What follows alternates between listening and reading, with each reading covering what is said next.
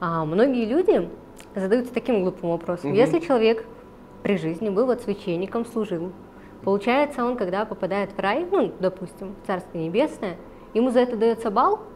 Ну, то есть такой некий бонус, он с большей вероятностью попадет в рай? Или же наоборот? Я думаю, что нет. Я о таком нигде не слышал. Знаете, у каждого свое место. И может быть достойный, хороший пекарь, он действительно заслуживает большей части.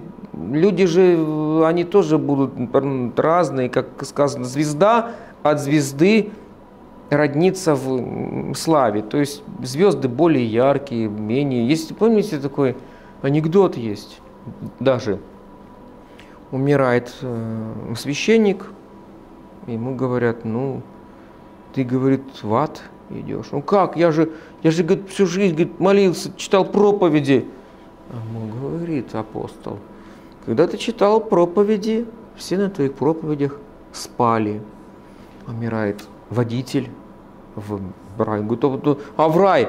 А вот когда он вез автобус, все в автобусе молились. Это, конечно, такой анекдот, но вот именно поверьте, что каждый человек на своем месте, достойно исполняющий свое дело, получает свою награду. И у священников, конечно, ответственность гораздо больше. Вот, он ответственный за человеческие души. Господь не оставляет священников, Он дает ему каких-то, вот, допустим, благодетелей, которые помогают, вот, в том числе и материально, семье его и все, но за это он и спрашивается священника. Вот. Ничего просто так не бывает. Всякая копейка, которую, там сказать, получает священник или бабушка дает, молиться или еще что-то, за каждую копейку священник должен отработать молитвенно своим каким-то действием, опытом, своей вот миссией в этом мире.